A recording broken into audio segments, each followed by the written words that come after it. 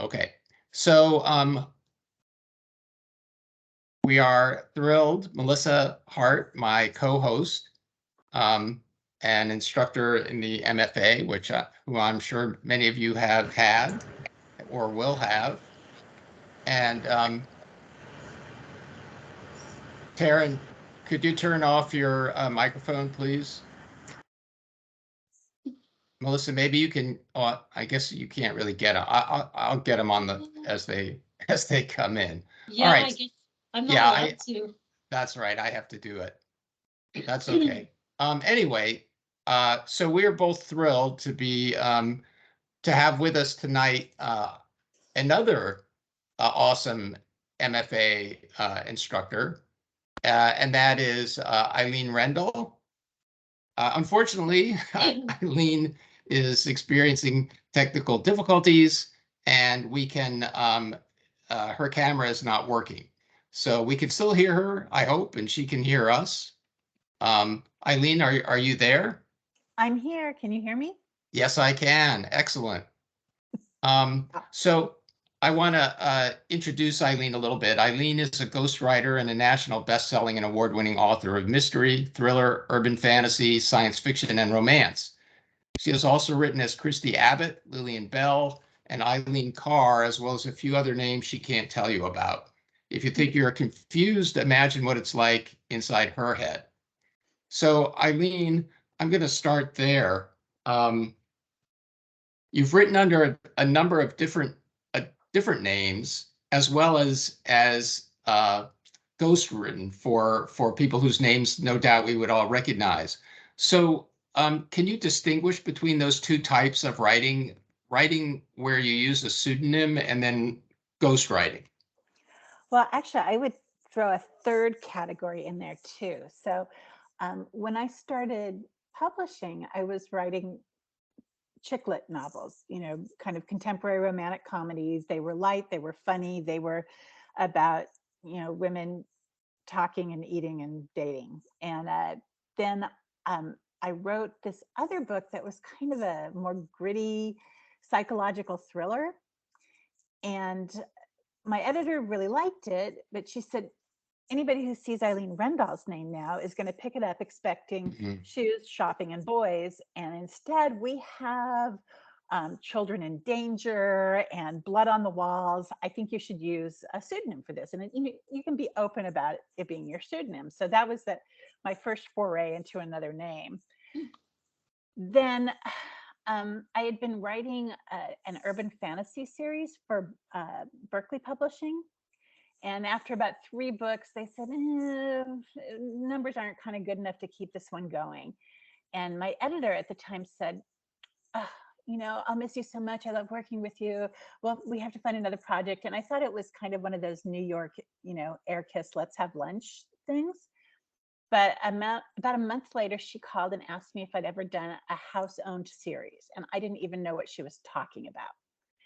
And you'll also hear them called IP, intellectual property projects. So the publishing house basically had a concept that they wanted written, and they were hiring me to write it. So I don't own the intellectual property. And that would mean that they would also own the name of whoever was, right, listed as the author. So none of us wanted them to own my name.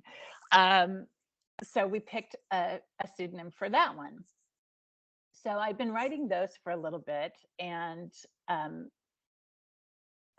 then, it's one of those like publishing things. It's like, well, somebody contacted my old agent to see if she had anybody who did IP projects. She didn't, but she said, oh, but my old person who I'm still in touch with, I know she's doing one. Talk to her. So then I ended up with a second IP project at a different publishing house with yet another name. Now, are all these going on? This reminds me of like that old Ian Hunter album, You're Never Alone with a Schizophrenic. It felt that way sometimes. And I never could decide like what was the best. Like there was one period of time where I had a thriller mystery coming out and like a darker one. And then also a cozy mystery coming out like within like a month or so of each other. And, trying to juggle the copy edits and page proofs for all that and going back and forth through such different tones was kind of challenging. But then later I had two cozy mysteries under two different names coming out very close together, and I was doing the same juggling act, but it was also really confusing because the tone was so similar. I started having trouble, like, who lives in what world? Right. And, and what's the weather like? So I wasn't sure which was easier or harder on those ones, but it was all interesting challenges. And it's really it's really kind of incredible. So how do you, I'm going to get more into the ghostwriting side of things in a minute, but how do you kind of keep your how do you keep your own voice, the Eileen Rendahl voice, distinct? And I'm sorry, hold on one second. Somebody has their mic on, and I'd appreciate it if you could turn it off. I think it's Elizabeth. It is Elizabeth. Sorry, Elizabeth, I muted you. Whoops, I'm going to be, oh, there we go. Go ahead, Eileen. So the question of voice is such an interesting one because different projects just require a different voice. I think that I always kind of end up somewhere with something a little bit sarcastic. And even if it's a dark book, there's some humor to it. Mm-hmm. So I think that's the kind of like that core little thing I hang on to that's still me. I really admire people who can absolutely like subsume their own voice. I'm blanking now, the woman who wrote Room. If you've read any of her, I don't remember that person's name, but I know who you mean. She's incredible. From one book to the next, you would never even know it was the same person writing. She so completely inhabits the characters that whose point of view she's writing from. And I actually really admire that. I wish I could do that better. I think I do it on kind of a minor level, but I think it's a really good skill for an author to have, to be able to get out of their own heads, their own voice, and into another one. One of our audience members, Tim Pipkin, has identified her as Emma Donahue. Oh, there we go. Thank goodness. Thank you. Melissa, do you do fiction and you also write a lot of journalism? Do you have a similar issue with keeping your own voice distinct? In journalistic, pure journalistic reporting articles, I have to write to the tone and style of the magazine or newspaper. If it's a literary essay, then I can write in the same tone as I write in my books. But then I also write books for both young adults and adults. And so I have to have two separate voices there. Yeah. It's a lot of juggling, for sure. It is juggling. Well, I mean, that's why, voice is such an important part of a writer's toolbox. And a lot of times, I know a lot of students are often worried or interested in like developing their own unique voice. And they're sometimes concerned, I don't have a voice. When am I going to have one? How do I get one? And in some respects, I mean, I always feel like, well, your voice will emerge naturally over time. But one thing that you and Eileen are both pointing out is that a writer really needs to have command of a multitude of voices. Absolutely. But it does start with finding your own.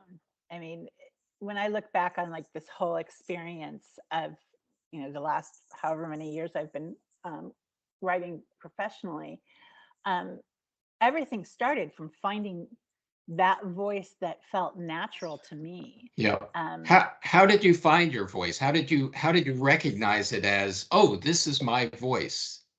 I think the other people kind of found it for me. Bridget Jones' Diary came out in the United States, and it was probably late 90s, I think. And I think 3 different people either called me or sent me a copy of the book and said, this sounds just like you, but with a British accent. And I went, I didn't know we were allowed to write like that. I didn't know that was a thing that we got to do. And when I got to relax into that, and I remember the first time I started writing in first person, I felt like I was walking on like a tightrope. It was like, oh my God, the only thing I can talk about is what this one character can see and hear and Yeah. smell and taste. Oh my God.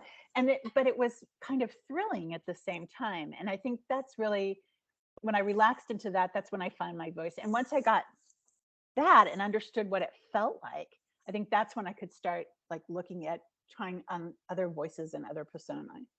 That's interesting, because I remember when I was just starting out as a writer, and I was at the Clarion Writing Workshop, which I attended right after graduation. I was under the influence of many writers, chief among them Samuel R. Delany, and all my stuff was like basically ripping him off.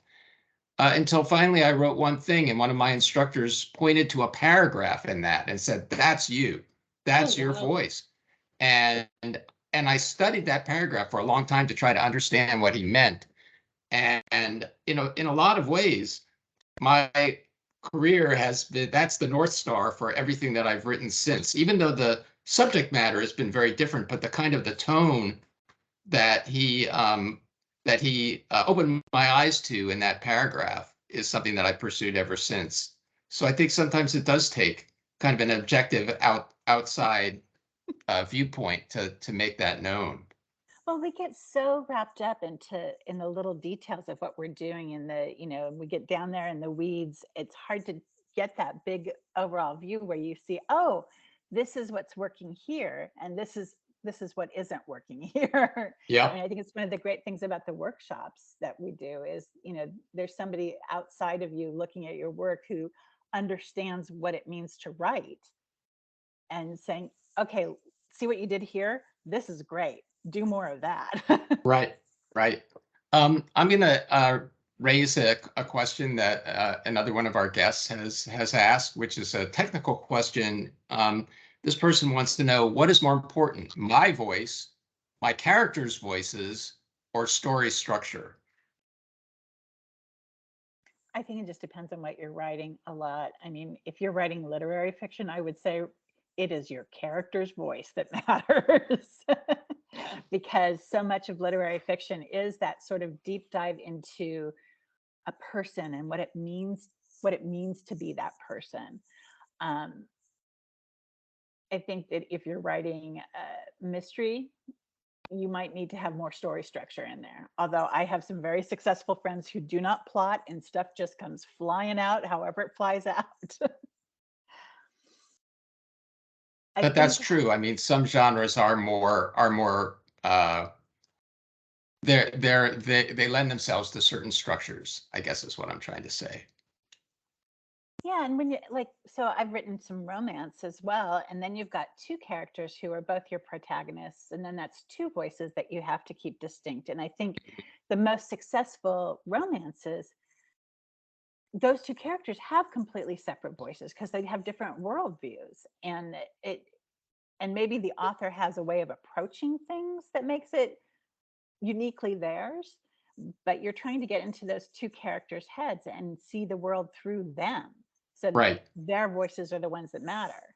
But I mean, let's say that you're writing something like that from an omniscient point of view. Then you have an omniscient narrator, and an omniscient narrator's voice is going to be the predominant voice in the novel, even though the omniscient narrator may delve into or present to us the voices of the various characters in different ways, in dialogue, internal monologue, or whatever. But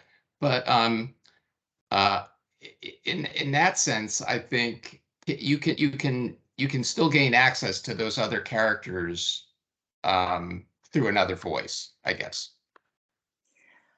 But then, so if you, I don't much care for romances written in omniscient viewpoint. Yeah, I don't know I that was just there's not that using. many of them either. But I do see what you mean. And actually, I'm usually not a huge fan of an omniscient narrator, but I just read two books recently where it was handled so beautifully. That one was called The Mountain and the Sea by Jared Naylor. And he shifted. There were shifts in point of view that I didn't even notice they'd happened until I was like at the end of the scene and went, wait a minute, I know what everybody was thinking. How did that happen? Mm-hmm. And the other one was lessons in chemistry. But in both of those cases, you were taking that umbrella view of the situation. And while you had access to what people were thinking and feeling, it really was that omniscient narrator's story that they were telling you. So then that's the voice. Yep. So let me circle back to ghostwriting, because I know that a lot of our guests tonight are interested in that, and I am too. So tell us about how that part of your career got started, and talk to us a little bit about like, what is ghostwriting and what does it entail? What are the positives? What are the negatives in terms of like a viable career path for a writer? So I sort of got into it maybe kind of half backwards, but I was actually looking to do more developmental editing. And I had a part-time job that was going away and I needed to replace that income relatively quickly. And I talked to some friends who did developmental editing and they said, oh, sign up on these websites and see what happens. Well, one of them, I couldn't sign up as a developmental editor because I couldn't point to enough books that I had edited that were published. But they said, but you've written these other things under other names. And basically that's, pretty close to ghostwriting. You can sign up as a ghostwriter. And honestly, I was inundated with people asking, contacting me to find out about working for them. And that was actually one of the things that I really had to learn, is to not panic and try to chase every job. Yeah. Well, because the freelance life is so much a case of feast or famine, and you never know. It takes a long time to get out of the mentality of like, I've got to take this job. Yeah, and even then when you're traditionally published, I certainly hit that point a couple times where it was like, I don't want to say no to these people because this may never come around again. And then you end up in a place where you're juggling too much, which is not a pretty place to be either. Right. That's why it never comes around again. Yeah. Unfortunately. In terms of, so that's how I got into it. And I get a lot of different kinds of queries. So I get, one of the first people I worked for was a published author, traditionally published, who had bitten off more than she could chew, I think. And she hit this dry spell, and the book was written. It just needed to be cleaned up. Okay. So that really was almost like developmental editing. It was. That's exactly how I felt about it. It was like doing a developmental edit, except for in telling her what to do, I just did it myself. Yeah. Which sometimes is even easier. Right. But then I've also gotten things where there's just an outline that I'm working from. And sometimes there's also, I've had a couple things where somebody has started writing something and they don't know they know it's not good, but they don't know why.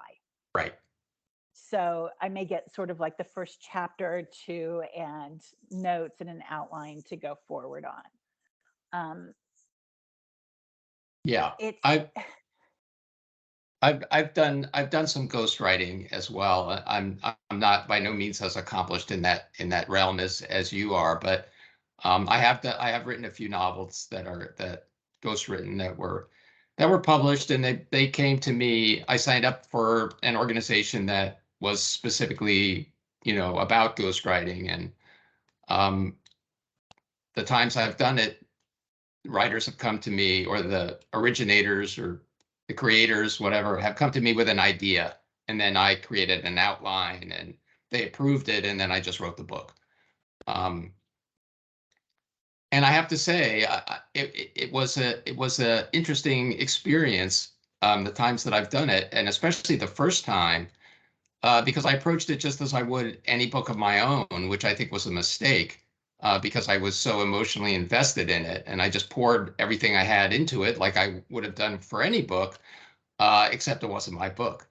So can you talk a little bit about about that kind of strange separation of like investment and ownership when it comes to your ghostwritten work? So there was a project that I did, one of the first ones that I did, where it was like a fantasy romance kind of thing, and I did get really attached to these characters, and I just like you said, like as if it was a book that I had come up with organically on my own. I felt strongly about them. I felt strongly about their relationship and what it meant, and but in the way the actual author wanted the story to go, had the hero of the story doing something that I felt was unforgivable. Yeah. And so the second you do that, A, it's no longer a romance, and B, it's like, well, if I was a reader, I'd throw the book across the room and never finish it once I hit that point, because I would be so angry that this person that I had trusted had done something so heinous. And she really wanted it written that way. And I kept saying, well, what about we could do this, or we could do this, or we could do that, trying to find all these ways around it. And she really wanted it written that way. And I kind of did and kind of didn't. I, found an excuse where he didn't really know what he'd done. And, but it was really, really hard to write it because I knew it wasn't the right thing to have happen. Yeah. And there were other options. Yep. And I did get very wound up about it. And then it was like, why on earth am I getting this wound up about it? Well, it's because, you're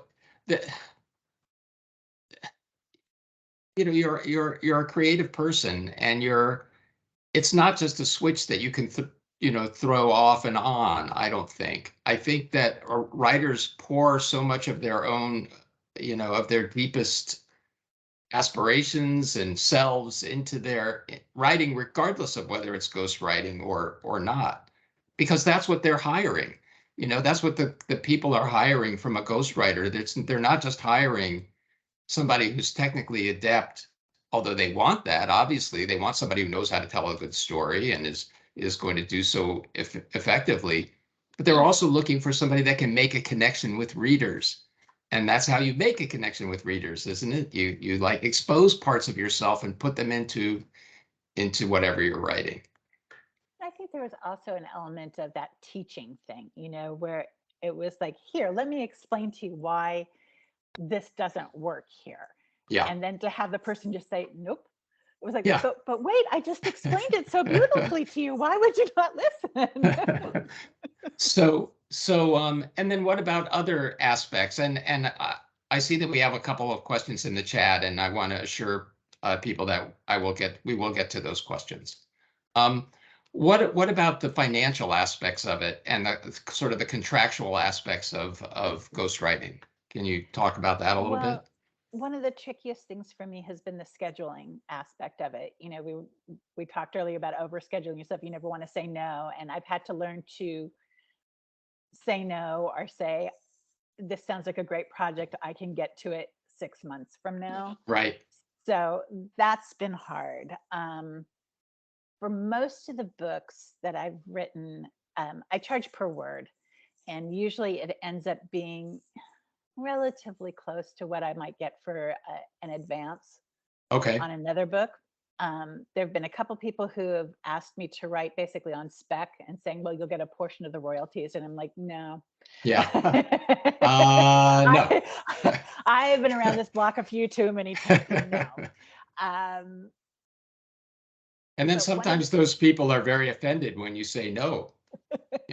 How can you turn down this golden ticket? I know. It's just like, it's very easily, I can turn it down and not lose much sleep. But one of the things that I don't think I fully realized before, when I first started doing it, is that there's a lot of expenses when you are an author, of promoting your books and going places to give talks and buying advertising and keeping your mailing list up. And suddenly with ghostwriting, none of that's my responsibility anymore. Right. So I don't have, I don't have to mentally be subtracting that from like, well, I'm going to get this much for this book for this year, and then I have to spend this much of it on this other stuff. And even, I mean, especially I think if you're self-published, I think one of my friends who does quite well with self-publishing, half of what she makes goes right back into publicizing the book. Right. So you have to be ready for that. As a ghostwriter, do you ever have contracts that give you a portion of royalties? Not yet, no. And I have one right now. I have one client because they wanted 5 books. So I was like, well, that's pretty nice, because then you have, that security for a few months that we were talking about with freelancing. And I know there's, it's been very funny, because that's been one of the ones where like I've signed an NDA, I think 2 NDAs with them. And so I only figured out who the name the books were coming out under kind of by a little, internet sleuthing of my own. Yeah. They've never told me. And so it's been kind of funny to watch what's happening with those books, like as they go up on Amazon and stuff. But no, they haven't offered me royalties, and I'm not sure how I would feel about it. It's been a really interesting process, because this is with an agency. They're essentially a book packager, Right. and so they're a little more professional. But then so the problem is that when I don't like something, I'm like, I don't feel like this outline makes sense right here, and they're like, yes, it does. Right. but wait. So that sometimes that gets a little challenging, because it's like, okay, I don't like the way this plot is assembled, but I'm going to have to stick with it the way it is, and have it look like I loved it anyway. Right. Well, that's one of the sacrifices that you have to make. I have a question. Yep. Go ahead. Eileen, do you have the bandwidth to work on your own novels while you're ghostwriting somebody else's novel? Great question. I haven't. And it's been kind of interesting. It's because it feels very weird sometimes. My first book came out in 2004. And since that time, I've had a novel under a name that I could at least say was mine pretty much every year. And then suddenly, like, I don't have a book out under my own name. And when you go to conferences or you give a talk someplace, the last question is always, what do you have coming out? And I can't tell you. And it feels very weird and very strange and uncomfortable. And I keep saying that it's like, I do have a boyfriend. He just goes to a different high school.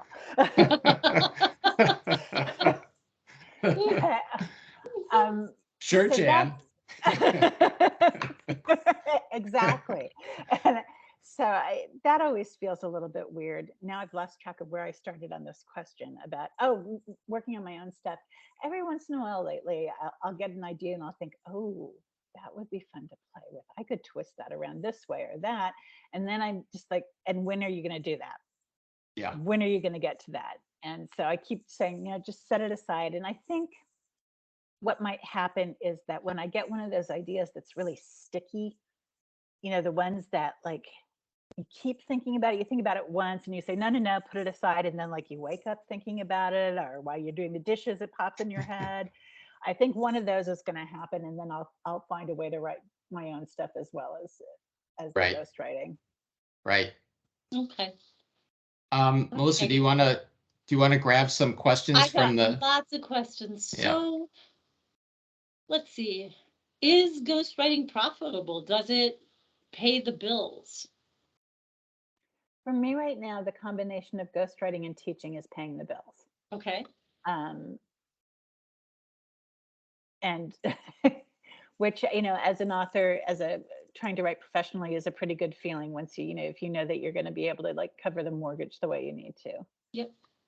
And I wouldn't say that I'm rolling in dough, but I'm keeping my head above water. Yeah, that's good. I mean, that's more than a lot of writers can say, unfortunately. No. And Karen also wants to know, are you sworn to a non-disclosure agreement? Not always, Okay. but I have found that the more in the actual industry the person hiring me is, the more likely I will have an NDA. Right. And does an NDA correlate to a higher rate of pay for the project in your experience? Not at this point. I mean, the agency that I'm doing the 5-book contract with, I actually took a little less per book than I normally would, just because of that nice stability that I was going to have. Yep. Does an agency like that also take a cut? Oh, I mean, it's their book. I mean, I have learned through my internet sleuthing that I'm not the only person writing for them under a pen name. They've got a few things going, so it's been kind of interesting. I think I've gotten almost to the point where, like, if I see a description of one of their books, I can go, "Oh, I bet it's going to be them." So I'm going to go back kind of to an earlier question that we had, which is a kind of a craft question. How do you balance show, don't tell when writing in first person? So I always think about first person as you're going really deep into point of view. So really, essentially, everything is shown because you're experiencing it in that moment with that character. Right. You're smelling what I smell, you're hearing what I'm hearing, you're seeing what I'm seeing as I am seeing it. And it's all showing. Yeah. And Yeah. you do have to balance that out a little bit here and there. It's like I don't really feel a need to, like, you don't have to be with the character in the car ride from one place to another. You can just kind of get there.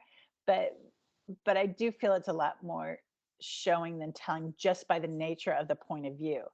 I will say the one thing that I still have not really, I feel I still struggle with writing in point of view, is how to describe the character whose point of view you're talking from.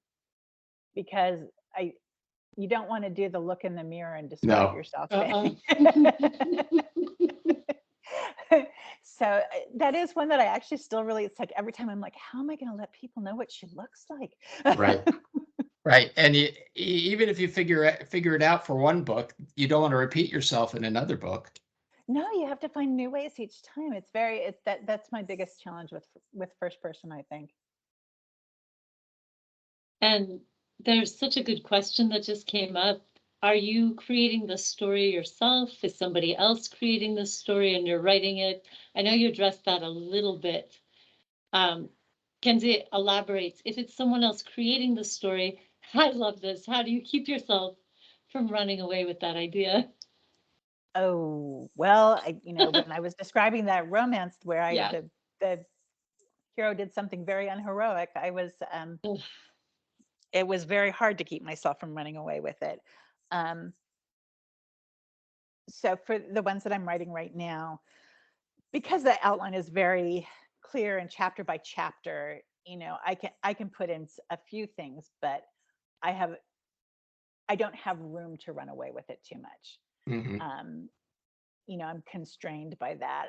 I have another project that has been coming and going for a while. Like the woman who hired me, like, she'll be on it for a while and then she'll kind of disappear and I won't get information that I need or whatever. And it kind of goes by the wayside. But her story, I totally ran away with, not intending to at all. It just, like, kind of took off on its own. She didn't have, she wants to take something that happened to her in real life and turn it into fiction, but she doesn't want it to be too close to her life because it involves her family and not everybody comes out looking so good. So when we were playing with fictionalizing it, I went off on this tear, and it is so different than what we started with. And but in that case, she was happy with it. So it was one of those things where I wrote, I want to say a chapter, but it may have been even just a few scenes that I sent to her and said, okay, this is where I'm thinking of going. Are you comfortable with this? And we found our way together on that one. So, I mean, that kind of ghostwriting is very much a collaborative effort.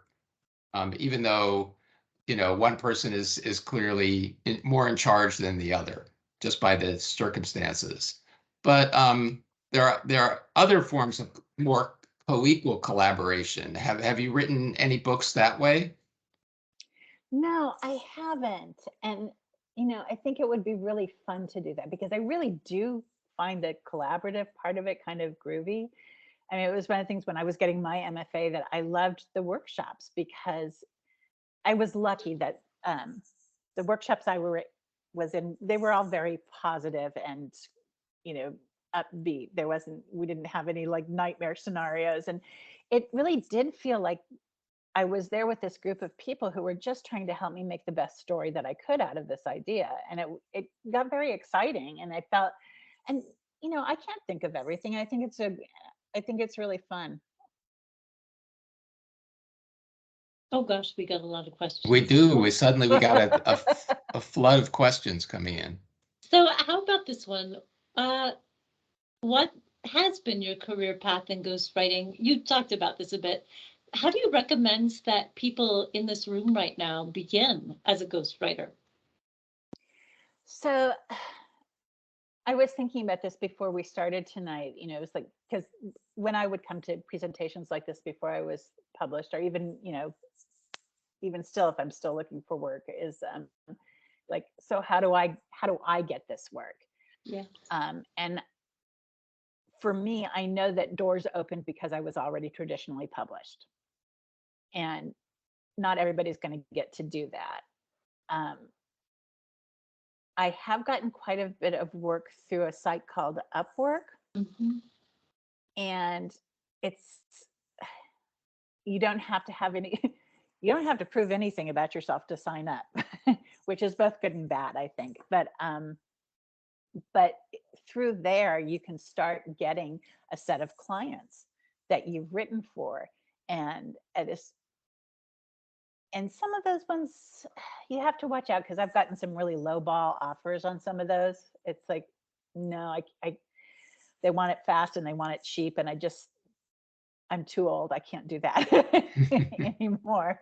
And, but if you're looking for a way to get your foot in the door, I think it might be a good place to start. And there's other places like it, Upwork and Fiverr and all kinds of things, places like that. You get your foot in the door, you get some credentials, and then you can keep building on that. And that would be my suggestion. The more you have published, the more credibility you have. So I think that makes it easier to get the work. So even if you're just working, short stories don't pay, in my personal experience. You don't make a lot of money off of them, but it is a publishing credit.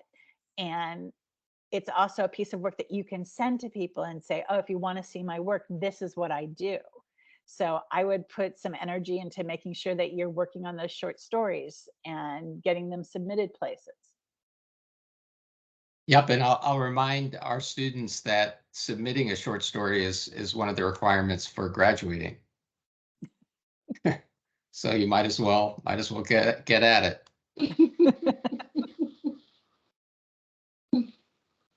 Let's see. Elizabeth says, I thought you had to be a low bidder on assignment for Upwork, and Fiverr seems the better option. Eileen, do you have a preference for one over the other? So I haven't worked in Fiverr. Okay. Basically what happened is I signed up on Upwork and I signed up on Readsy, and I already had more work than I could handle. So I didn't experiment with any of the other sites. With Upwork, it's not necessarily that you have to be the low offer. They may want to take the low offer, but you just have to be the offer they want. And on Upwork, I sort of lucked out, or I don't know if it's luck or what it is, but the first client that I got through there, I didn't go looking for her work to bid on it. I think she saw my profile and approached me. And that's how Upwork has worked for me. I get, once you do a certain amount of work for them, it was, I made enough money on that one that it popped me up to their next level. Mm. And now I get invitations to apply for jobs, and I can kind of pick and choose what I might want to apply for through that. And Mary has such a good question. What are some of the reasons you've turned down a project other than not having the bandwidth? Sometimes it's something that I don't think I have the right voice for. Sometimes there's a plot element that I find objectionable. There was one where like it was all about the main character's like big skill was torturing people, and I was just like, I don't want to go there. I don't want to live there for however long it takes to write that book. I'm not your person. The other things are, sometimes I look at it and I'm like, you're not ready. Like the book is just not ready for someone to come in and start writing. And that was something that I have learned maybe the hard way with this, is like, I want them to be at a certain point before I start taking on the project. Yep. Otherwise, there's just too much back work to do. Yep. I found that with my back when I was doing a lot of developmental editing and line editing on a freelance basis, I came to the conclusion ultimately that I had to impose that kind of cutoff as well. That, that because so many projects were just not ready for an editor. Yeah, and they don't necessarily, I mean, we're all learning, right? So they don't necessarily know that before somebody says, hey, come back to me when you've done this work now. Right. And it's not necessarily a criticism of the, of the idea. It's mainly that the execution is not at the stage that it needs to be to benefit from the services of a editor or a ghostwriter. Yeah, exactly. Hey, can you speak just a little more, Eileen, on how you blend your voice with the OG writer's voice? So it's kind of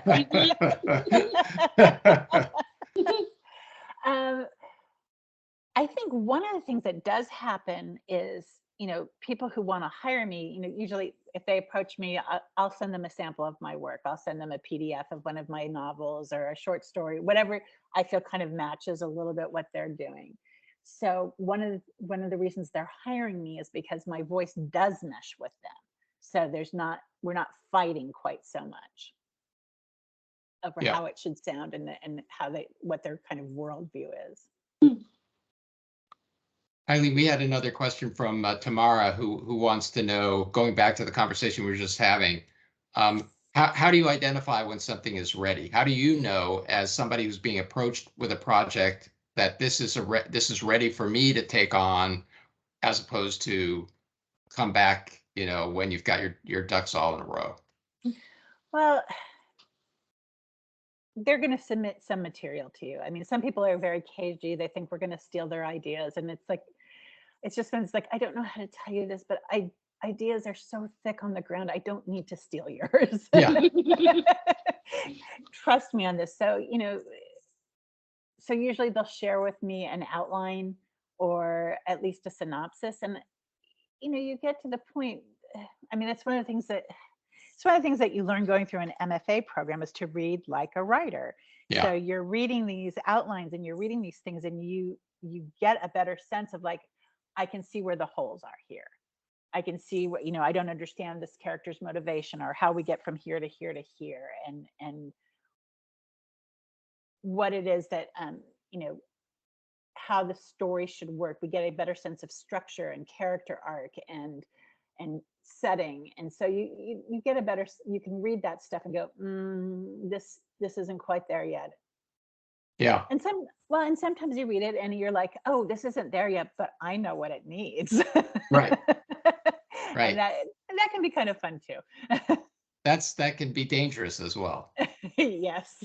Because then you take the project and a month down the road, you're like, oh, what have I done? Why did I do this? Yeah, exactly. I did one project where the premise was, the book started out in San Francisco. I live in Davis, California. I'm an hour and a half from San Francisco. And while I don't spend all my time there, I have been there. So it was like, oh, setting, great, I got it. And then it was about artwork. It was about and I have a bachelor's degree in art history.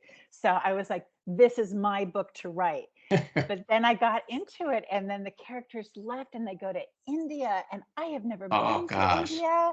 And it feels like such a specific place. And it got very tricky and hard from there.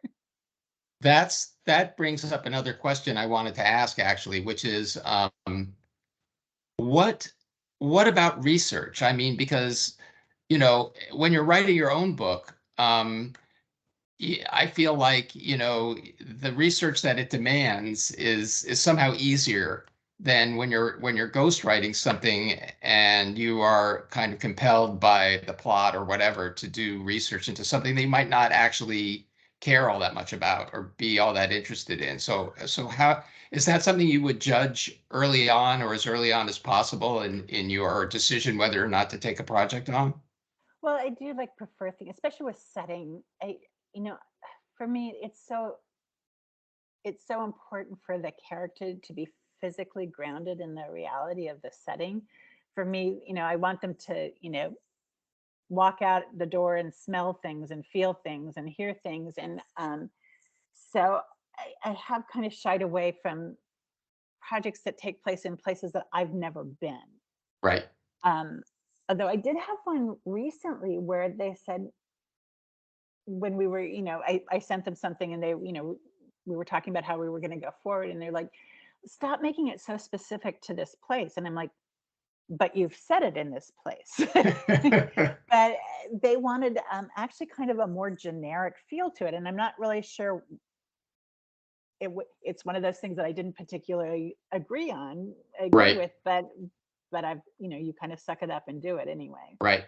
I mean, that's the perspective of a non-writer, right? I want to make it generic so that more people can relate to it. But that's not how it's not how fiction works.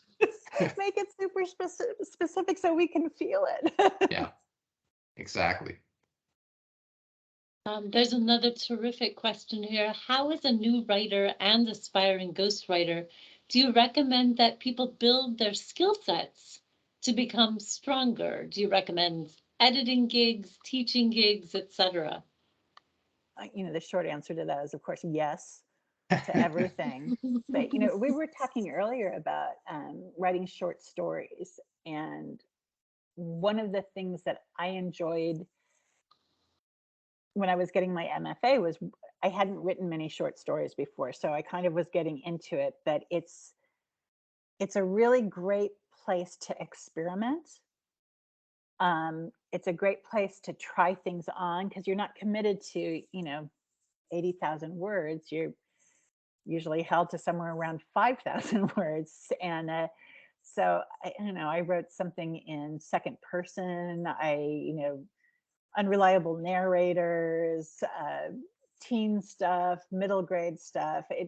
And I feel like I built a lot of skills that way by trying on those different things. And it was, less of a commitment than a whole novel. So I really recommend that a lot. I will also chime in and say that 25 years ago, I did not know grammar, punctuation, spelling. And so I got a job teaching those things at the community college in Ventura. And I stayed a chapter ahead in the Idiot's Guide to Grammar and Style, and I learned. Yeah. But you know what? That's all a professional writer needs, is the Idiot's Guide to Grammar and Style, honestly.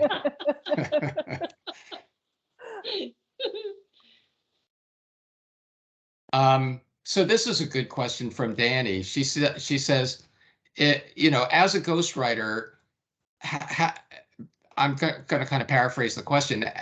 How do you apply for another ghostwriting job? I mean, it's not like you can show the previous ghostwriting work that you did to demonstrate your bona fides, right? Or can you?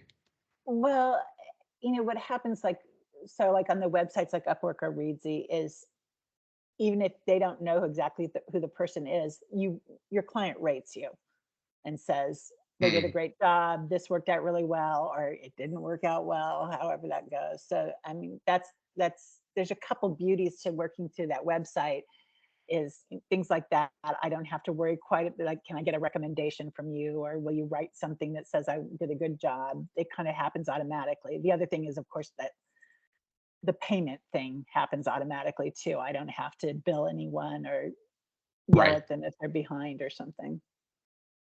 We're kind of drawing to the end, so we have just a few more questions. This has been a fantastic Wireside. I want to thank Eileen and Melissa for this. It's just been great. It's been really fun. Eileen, how do you, what are some tricks and tips that you can give us for outlining? How do you outline a book in an effective way? And I mean, you're writing under pseudonyms for various publishing houses where you've got to produce a book in a relatively short amount of time.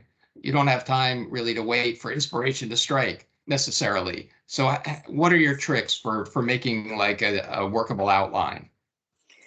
I love craft books, and I'll bounce around between them, and different ones work out different well or not well at different times for me.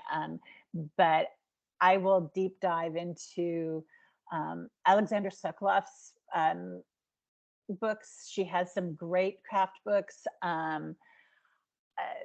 The Hero's Journey, John Truby's story, a lot of them I found really helpful. Just even if it's not that I'm trying to take that, like, I don't want to call it a formula, but taking their stages that they're putting out in a story and translating them exactly, it just, you start thinking about that structure. You start thinking about how that story is rolling one thing after another. And that's very helpful to me. Yeah. I used to do everything on one of those great big, those science fair display boards.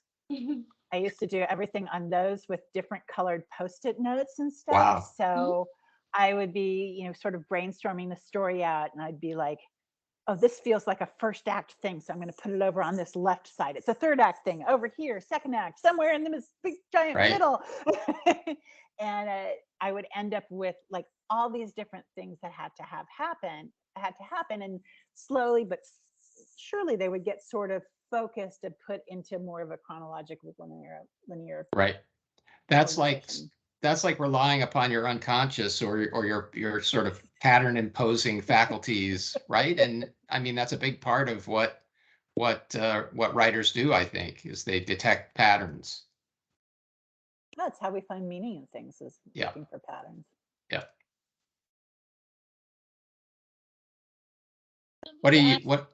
I'm sorry. No, Melissa, please go ahead. Oh, yes. Somebody asks if you found Scrivener helpful. I love Scrivener. I am a huge Scrivener fan. Really? Yes, it has replaced my science fair display boards in a lot of ways. Because you can do that same kind of thing. You can put those buckets in and say, okay, here are some scenes that need to happen, and I think they're first act things. And you can just have you have quick little card, and you can look at it as the cork board, or you can look at it as an outline. And I found it tremendously helpful, because it's actually very difficult to take those science fair display boards with you to places. Right. Except to the science fair. Maybe even there. Well, no, because the Post-its lose their stickiness after a while, and then you've got problems. But yeah, I love Scrivener.